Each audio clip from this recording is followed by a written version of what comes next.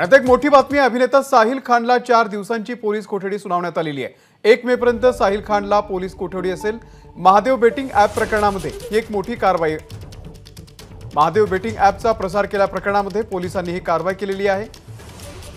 अभिनेता साहिल खानला पोलीस कोठडी आता ठोठावण्यात आलेली आहे। अभिषेक मुठाड या संदर्भातले अपडेट देतील। अभिषेक,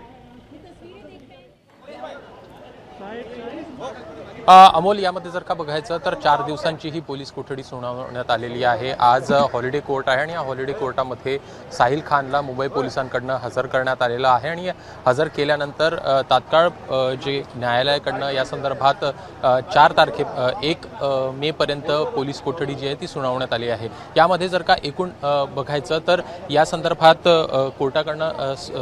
कोर्टामध्ये युक्तिवाद जो आहे तो साहिल खान यांच्या वकिलांकडनं देखील करण्यात आलेला आहे। एकूण साहिल खान हा संपूर्ण चौकशीसाठी हजर राहिलेला आहे। 3-3 तास तो पोलिसांकडनं जी SIT बनवण्यात आलेली होती त्यासाठी हजर होता। सोबतच त्याच्याकडनं पासपोर्ट देखील जमा करण्यात आलेला आहे। एकूणच या संदर्भात जे धागेदोरे आहेत ते कुठेतरी साहिल खानपर्यंत पोहोचताना आपल्याला पाहायला मिळत आहेत। कुठेतरी थेट त्याचे संबंध हे महादेव बेटिंग ॲप जे आहे त्याच्या मालकांपर्यंत पोहोचत आहेत आणि त्यांचा जो पैशांचा व्यवहार आहे हा कुठेतरी झालेला असल्याचा आरोप देखील पोलिसांकडनं होताना बघायला मिळतो आणि त्यामुळे पोलिसांकडनं देखील या संदर्भात स्पष्ट करण्यात आलेलं आहे की थेटपणे आम्हाला या संदर्भातले पुरावे देखील मिळालेले आहे आणि या प्रकरणी एकूण तशा प्रकारच्या गोष्टी देखील पुढे येताना दिसत आहेत आणि त्यामुळेच कोर्टाकडनं देखील 4 दिवसांची या संदर्भात पोलीस कोठडी दिलेली आहे।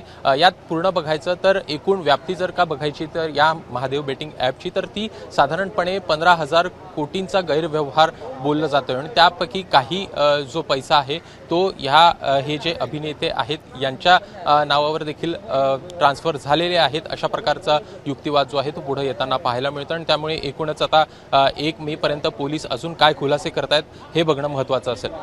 निश्चित आता या पुढची जी न्यायालयीन प्रक्रिया आहे ती कशी असेल अभिषेक? एकूण जी चौकशी पोलिसांकडनं या अगोदर करण्यात आलेली आहे यामध्ये जर का बघायचं तर साहिल खान कडनं या अगोदर देखील जे अटकपूर्वासाठी त्याच्याकडनं हे करण्यात आलं होतं, कोर्टात केस दाखल करण्यात आलेली होती। मात्र कोर्टाकडनं या संदर्भात स्पष्टपणे नकार देण्यात आलेला होता। नकार दिल्यानंतर साहिल खान कुठेतरी फरार झालेला होता आणि फरार झाल्यानंतर मुंबई पोलीस त्याचा शोध घेत होती। मुंबई पोलिसांकडनं छत्तीसगड मध्ये त्याला शोधण्यात आलं। रायपूरमधनं त्याला पुन्हा एकदा आज सकाळी मुंबईत आणण्यात आलं। या दरम्यान मुंबई पोलिसांकडनं मोठ्या प्रमाणात प्रयत्न देखील करण्यात आले। एकूण साहिल खान जर का बघायचा तर गोवा असेल किंवा एकूण जो परिसर आहे तो देखील 5-6 दिवस गेलेला होता। आपण आता बघतो आहे की साहिल खान जो आहे तो इथं येताना आपल्याला पाहायला मिळतो आहे। एकूण यामध्ये मोठी व्याप्ती ही पाहायला मिळालेली होती आणि एकूण मोठा गैरव्यवहार जो आहे तो बोलला जात होता आणि त्यामुळेच आता साहिल खान काय बोलतो हे बघणं महत्त्वाचं असेल। मात्र साहिल खानशी आम्ही जेव्हा बोललो तेव्हा तो बोलला की न्यायदेवतेवर माझा विश्वास आहे। आपण त्याच्याशी साहिल जी क्या कहना चाहोगे?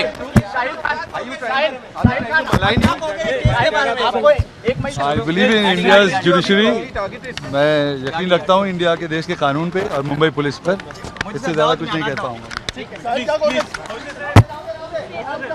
तर एकूणच साहिल खान आपण बघू शकतो आहे न्यायदेवतेवर आपला विश्वास आहे हे देखील त्याच्याकडनं सांगण्यात येत आहे। एकूण यामध्ये व्याप्ती मोठी आहे। साहिलचा थेटपणे संबंध जो आहे तो कुठेतरी मुंबई पोलीस हे जोडताना पाहायला मिळत आहेत। त्याचे वकील आहेत, आपण त्यांच्याशी इथं बातचीत करण्याचा प्रयत्न करणार आहोत। तर वकील देखील इथं दाखल झालेले होते, त्यांच्याकडनं युक्तिवाद करण्यात आला आणि नेमकं काय बोलतो साहिल खान हे आपण सध्याला बघितलेलं आहे आणि त्यातच 1 मे पर्यंत सगळं हे प्रकरण स्पष्ट होईल। मुंबई पोलिसांकडनं आणखी चौकशी करण्यात येईल आणि चौकशीनंतर आणखीन काही खुलासे होतात का हे बघणं महत्त्वाचं असेल। निश्चित या संदर्भातले अपडेट तुझ्याकडून घेत राहू। तुर्तास धन्यवाद दिलेल्या या संपूर्ण माहितीबद्दल। ABP माझा, उघडा डोळे बघा नीट।